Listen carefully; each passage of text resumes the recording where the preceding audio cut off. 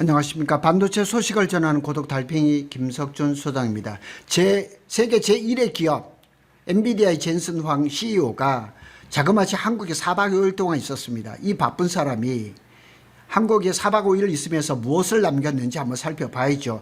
왜 왔는지 또 무엇을 남겼는지, 다시 말해서 한국을 AI 인프라 중심으로 선택했다는 사실은 틀림없습니다. 고독 달팽이입니다.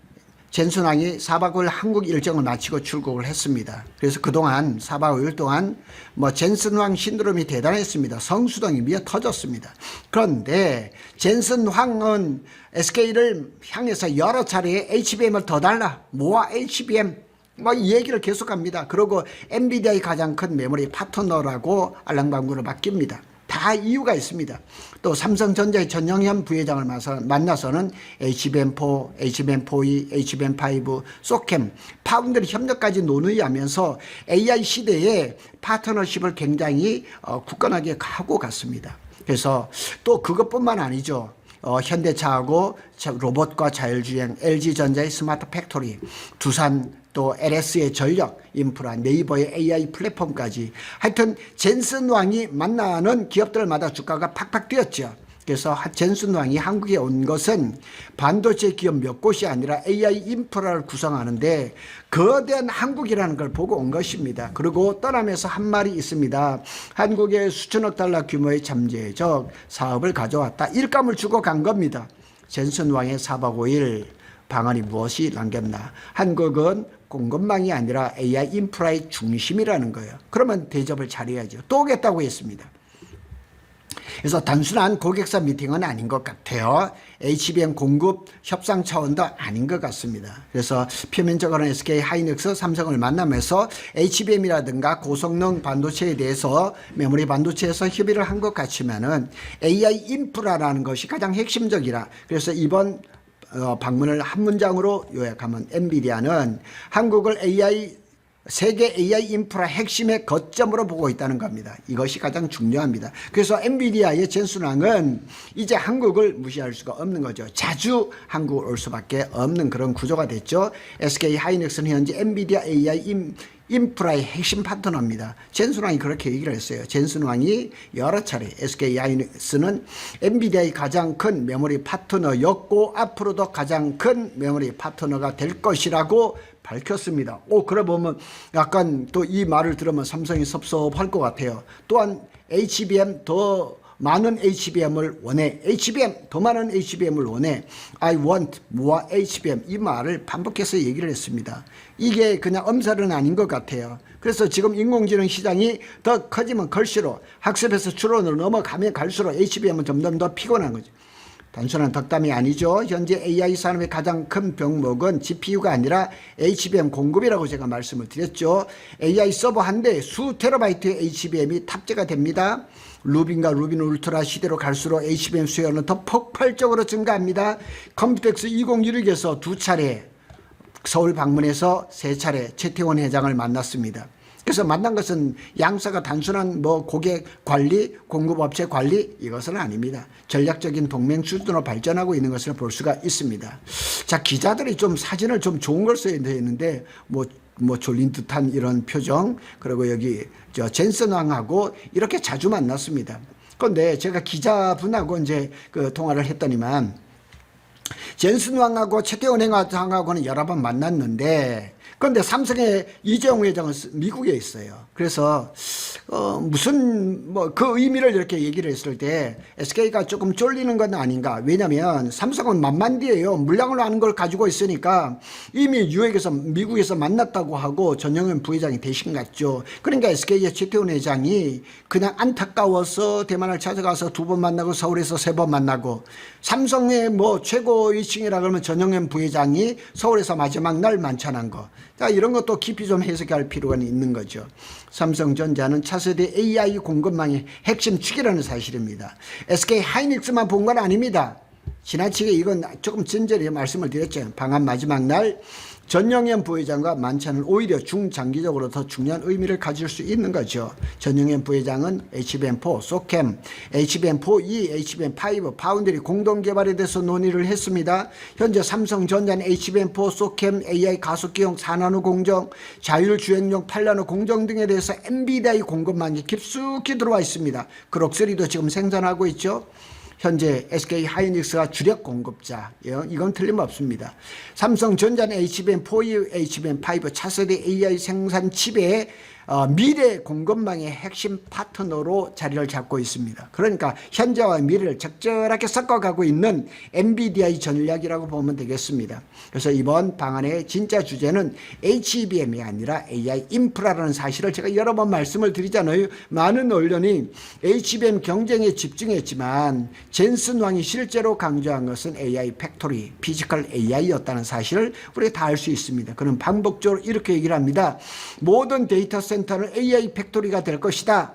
모든 움직이는 것은 로봇이 될 것이다. 그래서 젠슨 왕이 로봇 쪽으로 눈이 많이 돌아가 있습니다. 그래서 엔비디아는 GPU 회사가 아닙니다.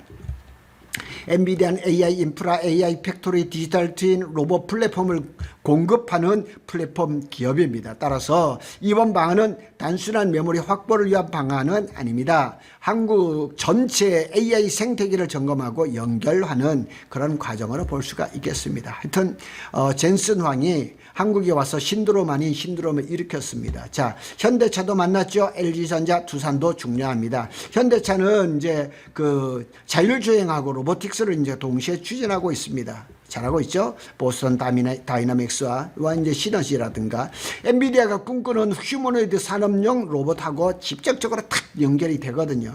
미래 자동차는 사실상 움직이는 AI 데이터 센터가 될 가능성이 높죠. 그런 거에 대한 협력이죠. LG전자를 볼까요? LG전자는 스마트 팩토리라든가 디지털 트윈, AI 데이터 센터의 냉각 서비스 로봇들을 통해서 AI 팩토리 시대의 대표 기업이 될 수가 있습니다. 참 LG에 또 이렇게 기판이 있습니다. LG 이노텍 이런데. 그래서 LG의 공급망이 엔비디아에는 굉장히 중요합니다. 두산이 이번에 또 아주 특별했습니다. 뭐 두산전자 뭐 이런 데 보면은 PCB라든가 이게 기판에 대해서 또 아주 유력합니다. 동박적층 CCL 이거는 뭐냐면 이 구리를 아주 얇게 종이장보다 더 굵게 그것이 이제 쓰이는 곳이 굉장히 많습니다. AI 데이터 센터 CCL 없으면 불가능합니다. 그래서 엔비디아의 젠슨 왕이 두산에 이렇게 프로야구 경기에 시구까지 하는 이런 일들이 쇼라고 생각합니까? 다급하기 때문에 그런 겁니다. CCL이라는 건 동박이라고 하죠. 구리박. 박은 이제 얇은 박을 얘기한 절연층을 결합한 원판으로 반도체 칩과 메인보드를 정기적으로 연결하고 보호하는 PCB의 기초 소재입니다. 이 CCL이 없으면은 절대로 이 기판 같은 못 만듭니다. 독보적인 기술력입니다. 주식회사 두산은 하이엔드 CCL 시장에서 오랜 기간 글로벌 1위입니다. 다양한 IT 통신기기에 대응을 하고 있다는 사실입니다.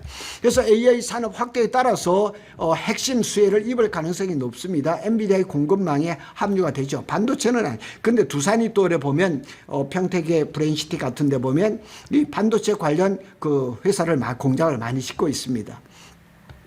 AI 가속기와 고성능 서버에 탑재되는 하이엔드 기판의 수요가 급증하면서 신호 감쇄 구조를 이제 최소화하는 두산의 고주파 고속 처리시 CCL, 두산이 일단 CCL 그리고 이제 PCB 이런 쪽에서 굉장히 파트너십을 강화를 하고 있다 그럽니다. 전력도 굉장히 또 두산이 강점이 있죠. 전력 공급, 발전 설비, 에너지 효율은 또 HBM만큼 중요하죠. 그리고 뭐 이게 지금 데이터 센터 발전소가 늦다 보니까 해상용 선박 엔진을 가지고 전기를 생산하는 이런 일들도 막 벌어지고 있습니다. LS전선이라든가 효성이라든가 뭐 이런 것들도 AI 전략 인프라 구축의 핵심 기업이 되는 거죠.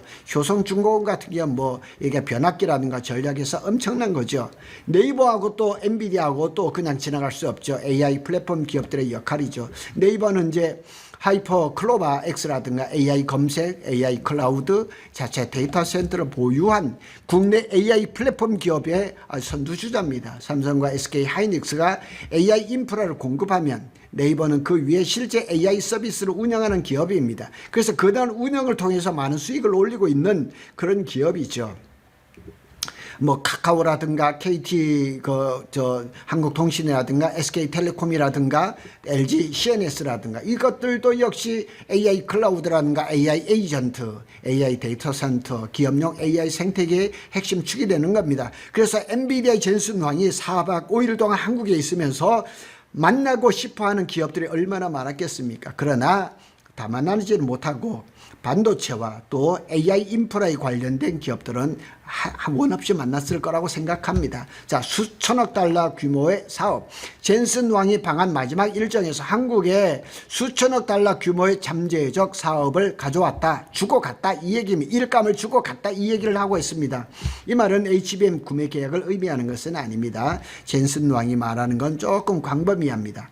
AI 데이터 센터, AI 팩토리, 로봇, 자율주행, 피지컬 AI, AI 클라우드, 차세대 반도체, 전력 인프라를 포함하는 거대한 AI 생태계를 만드는 것이 가장 한국이 적합하고 모든 것을 다 갖추고 있다 이런 얘기를 하고 있는 겁니다. 정말 한국이 유사 이래로 이렇게 글로벌 기업의 주목을 받는 것도 참 처음일 겁니다. 25년 젠슨 왕이 한국에 왔을 때 작년 10월입니다. 핵심 질문은 누가 HBM을 공급해 줄 것인가 이거였습니다. 그리고 26년 현재 질문은 누가 AI 공장을 만들 것인가, AI 팩토리, 오토노머스 팸, 디지털 트윈을 얘기를 합니다. 그리고 앞으로는 누가 로봇 경제와 피지컬 AI를 주도할 것인가 이 얘기를 계속 한 겁니다. 그래서 이번 방안을 통해 확인된 것은 한국이 단순한 반도체 생산국은 아니라는 거죠. 한국은 삼성전자와 SK하이닉스의 메모리, 그 다음에 현대차의 로봇과 모빌리티, 자율주행, LG전자의 스마트 팩토리, 두산과 LS 효성의 전력 인프라, 네이버와 통신사의 AI 플랫폼, 수많은 AI 스타트업을 동시에 보유한 세계적으로 드문 나라입니다. 이런 나라 없습니다. 그래서 이번 젠슨 황의 방안은 HBM을 확보하기 위한 출장이라기보다는 한국을 AI 인프라, AI 팩토리, 로봇 경제 그리고 피지컬 AI 시대의 글로벌 중심축으로 연결하기 위한 선언으로 보는 것이 적합하다 이렇게 말을 할 수가 있습니다. 그리고 이제 마지막 난견 곧 다시 오겠다. 그러니까 그동안 수년 동안 한국에 눈길도 안 주다가 작년 10월에 왔다가 7개월 만에 왔다가 곧 다시 오겠다. 수천억 달러의 일감을 주고 갔습니다. 이 말은 단순한 인사가 아닙니다. 앞으로 한국이 엔비디아의 AI 전략의 핵심 무대가 될 것이고 예고편일 것이라는 거죠. 그러니까 인공지능 시대가 점점 커지면서 AI 인프라를 까는데 한국 없이는 안 된다. 이것을 젠슨 황이 마침표를 딱 찍고 갔습니다. 곧 다시 오겠다. 곧 다시 오겠다. 오늘은 엔비디아의 젠슨 황이 한국에 남기고 한 의미에 대해서 한번 살펴봤습니다. 감사합니다.